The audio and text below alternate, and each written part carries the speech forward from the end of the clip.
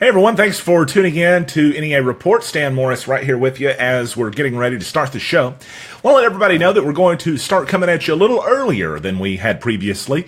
You can expect us to start coming at you at around 3 o'clock in the afternoon during our normally scheduled live streams. And of course, all throughout the day, we'll be coming at you live with breaking news as always.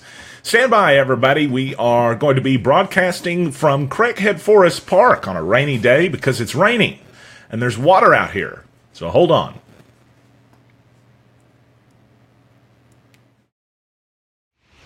I'm at Craighead Forest Park, and over 24 hours of rainfall have rendered this park pretty much unoccupied as of Wednesday afternoon. But is it going to continue to rain all throughout the weekend, or is there going to be a couple of days of reprieve? Next on NEA Report, your full forecast and all the day's news as we do the news right now on NEA Report.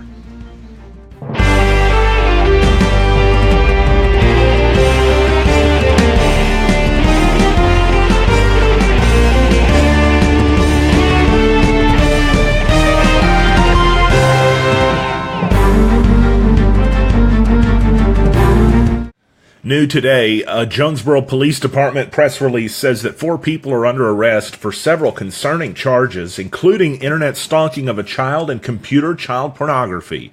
Let's tell you their names, show you their faces right now. Remember, these folks are innocent until proven guilty, but they are accused of some serious charges in a press release today sent out by the Jonesboro Police Department through the Internet Crimes Against Children Division, which arrested 4 suspects. It says so far is as part of this investigation, and you're looking at them now. Starting out with 60-year-old Randall Floyd Prescott of Jonesboro. These photos are a little out of order, by the way. This is Prescott. You can see their names under them.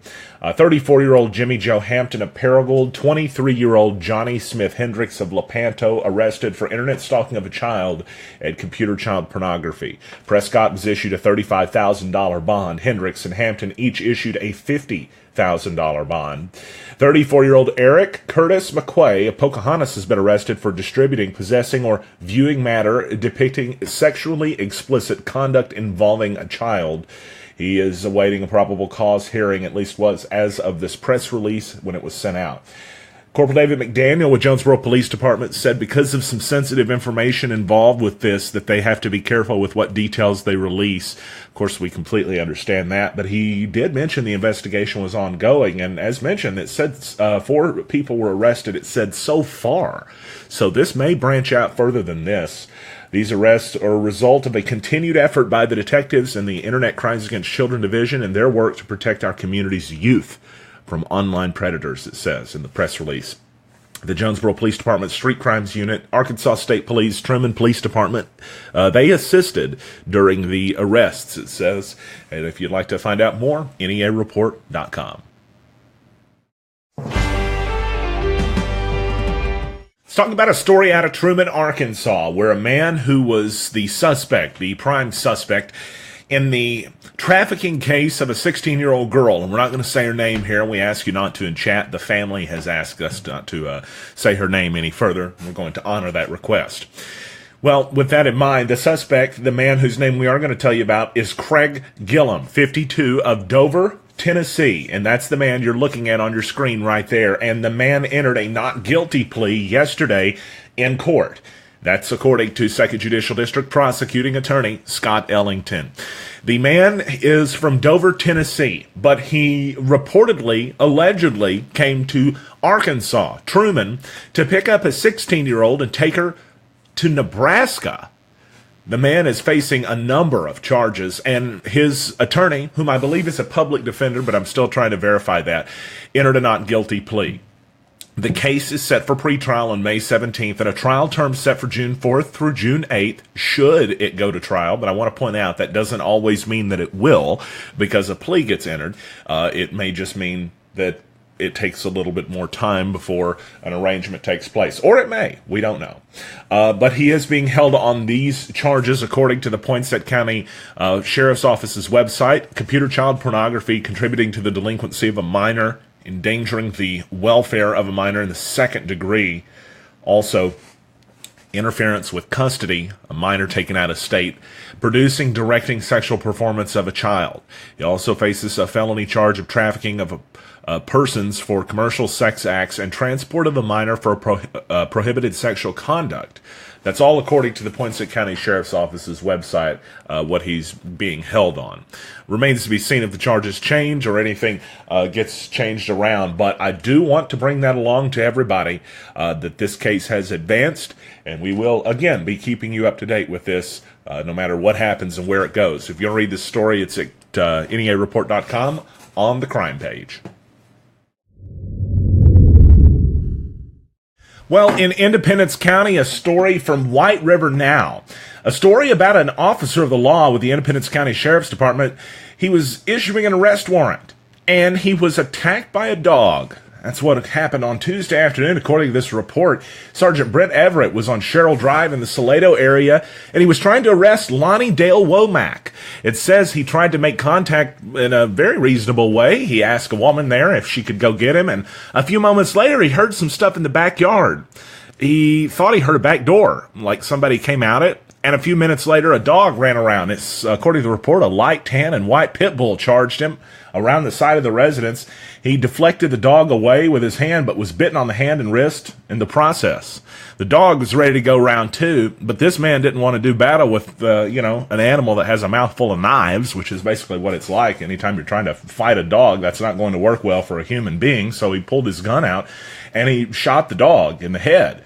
I know people are probably thinking it went bad, but the dog lived. The dog was taken to the vet and fortunately lived through that experience. I mean, thankfully, because that could have been bad for either one of them. It says as the gunshot went off, the man who was the suspect, Womack, ran around the house and yelling, "You shot my dog." Well, yeah. It says Sergeant Everett told Womack the dog had bitten him and Womack was under arrest for an active warrant. It says that the man later told the sergeant he thought the dog would just run him off. So he knew when he let the dog... Give me a break. Anyway, guy was taken to jail and also issued a citation for vicious dog ordinance, violation of Independence County. Time now for a look at your NEA Report weather. It's from New Wave Wireless, home of the $49 iPhone screen repair, and your 5-day forecast is what we're going to take a look at first up because... well, it doesn't look like we have a lot of good news to bring you, but we do have a sliver of hope. A New Hope, as the first Star Wars movie ended up being later called. It's Friday, because Friday, actually, to be technical about it, Thursday night, that's when the showers start to taper off. And it's supposed to, as of right now, it's supposed to give us a clear day on Friday. That's kind of cool, but it's not going to last very long. Let's talk about it now. First of all, tonight, 54 degrees for the low and rain all evening long, maybe a half an inch of it falling. Then tomorrow, a 50% chance of showers with cloudy skies and a high near 63. It's tomorrow night, the showers move out with cloudy skies, mostly cloudy skies, a low around 42. Friday, mostly sunny and a high near 62. But Saturday, the showers start to return. First of all, during the day, 20% chance of them. So you might actually get through most of your Saturday without having to deal with many showers. With mostly sunny skies, a high near 65. But Saturday night, showers become likely, and mostly cloudy skies, a low down to 49. Sunday showers are still possible, more possible into Sunday night, and they're lasting Monday into Tuesday as well. This stuff is not going away anytime soon, and because of that, a flood watch has been issued by the National Weather Service. It lasts from now until 7 a.m. Thursday morning. So keep that in mind going forward. Overcast skies in Jonesboro, a few raindrops here and there, and 56 degrees. Feels pretty good out here today. We're glad to have you in with us on NEA Report on a rainy day and a rainy week across Northeast Arkansas. You might even call it a rainy year. We'll have more news coming up after the break. Stick around.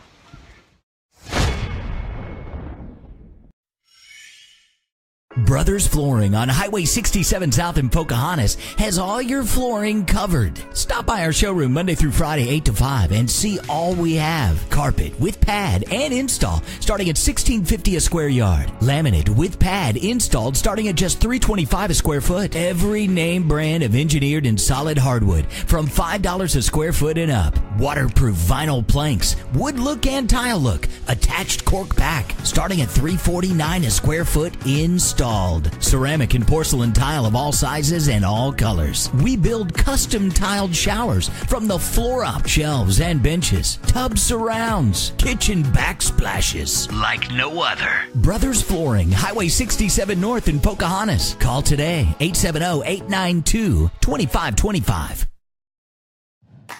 Haley Norris, Realtor. No. Should I make my hair go like this? Whether you need to buy, sell, or lease. Haley, can I use my hands? Or is that, where are my hands? Where do they go? Just say, Haley. Just like Haley. Whether you need my expertise. Haley Norris, Realtor. Or even do a commercial lease. Haley Norris, Realtor. Should I say Remax Real Estate Center or no? Is that too salesy? No, that's good. My average days on market is just 50 days. You need my expertise. And that means I'm putting more money back in your pocket. Family Medical Clinic of Walnut Ridge and Bono are your neighborhood healthcare providers, and we're now accepting new patients. We know you have a tight schedule, so we're here 6 days a week at both locations from 6 a.m. to 7 p.m. Walk-ins are welcome. In Walnut Ridge, stop by 1045 West Main Street or call us to make an appointment, 886-8300. In Bono, we're on Highway 63 North or call 930-9990. Walnut Ridge Family Medical Clinic and Bono Family Medical Clinic, here for you when you need us. There is a lot of stuff happening in the city of Walnut Ridge. In fact, if I just told you about one story, I'd have to do about 5 stories back to back. So we're going to lump all of them in together, and helping us out with that right now on the phone is Walnut Ridge Mayor Charles Snap. Thank you for taking a couple of minutes to talk to us, sir.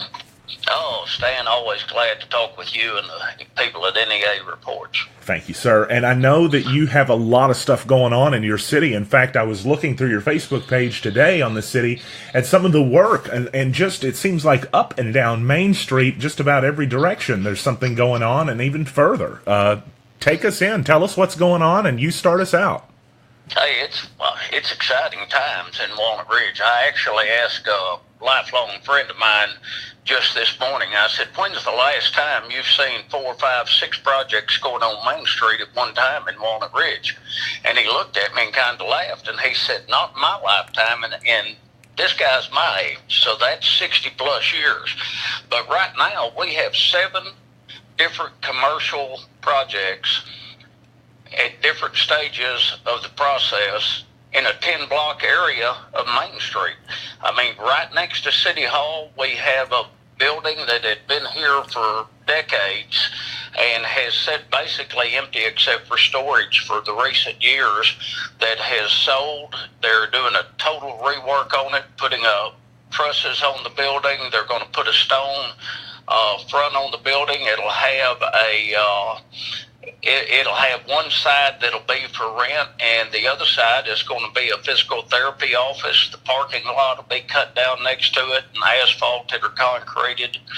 On a little further down Main Street at the 200 block of West Main, the Ty Callahan and his wife purchased the old Citizens Bank building and the building next to that, and they've been working for several months now, taking the inside of the building out, rewiring it, replumbing it, putting in new heat and air, and just today they took the front windows out of the building and getting ready to start putting the new storefronts in, and that's going to be a new restaurant called the Citizens Vault. And like I say, it used to be the Citizens Bank building, and it actually has a large vault in it that they're going to use for a little private dining room for like a large family or something. So that'll be pretty cool. That is so neat. How creative. I love hearing that creativity. That reminds me of the airport restaurant that you've got there. Now you're going to have a vault restaurant. I mean, just creative happenings abound. But just down the road from there,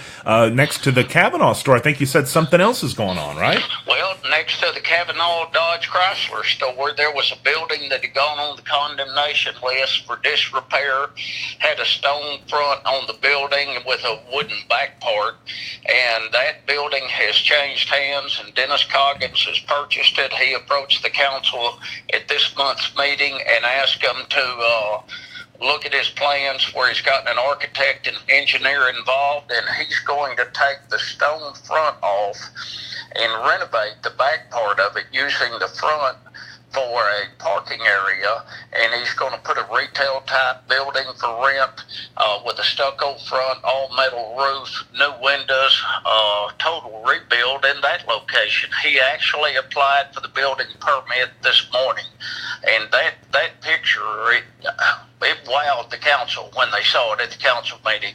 When you're coming in and you're looking at taking a derelict property and you're making that improvement to that extent, it has to be good for town. And it's good to see such a diverse group investing in the community, in the future of the community. I do definitely think that's, and we're looking at that right now, and I think that's an absolute beauty for your city. So that's another gorgeous bit of happening there. And then I have one more thing to mention. It says the 800 block of West Main. It's easy to visualize the facade of the new Dollar Tree. I guess that's coming along pretty beautifully as well, too, right? It is, despite the bad weather, the rain, the freezing temperatures earlier. Clark Construction's doing a fantastic job in preparation to get the new Dollar Tree open, and that's going to be, I'm thinking about a 10,000 square foot store that will be a huge plus for Walnut Ridge to see national companies like Dollar Tree coming in. Well, I can see all the rain in the photo on the ground, so I know for sure they've had the challenge of dealing with that, and we'll, I'm sure, be talking about that in the weather forecast coming up. But I just have to tell you, the forecast for Walnut Ridge, as far as the economics go, it's looking pretty good right now, and congratulations to you on being a big part of helping to make that happen.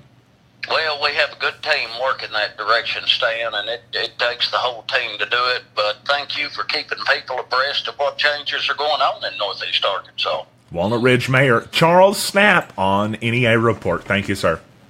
Thanks, Stan. 317 and some news in Jonesboro. Let's talk about the sales tax and use collections in the city of Jonesboro. A story from our friends at Talk Business and Politics and my buddy George Jarrett, who is probably the greatest guy ever. It says that sales tax and use collections in Jonesboro were down in March as compared to 2017. But collections in the county and city were still the second highest ever recorded during the month. Hey, that's good news, right?